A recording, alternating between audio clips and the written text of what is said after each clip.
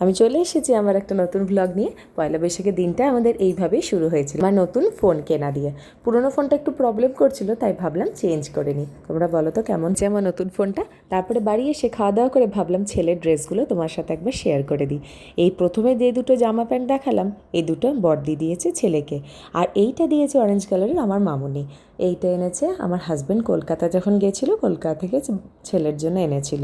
এই গ্রিন কালারের ড্রেসটা দিয়েছে আমার কাকিমা, এইটা দিয়েছে আমার মা।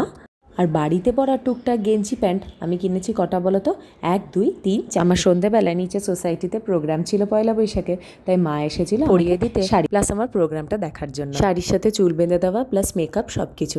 আমার এই পুরোপুরি রেডি হয়ে যাওয়ার পর লুকটা কেমন লাগছে কিন্তু অবশ্যই কমেন্ট করে জানাবে। আর দেখো আমাদের সোসাইটি কি সুন্দরভাবে একদম তৈরি হয়েছে পয়লা বৈশাখের প্রোগ্রামের জন্য।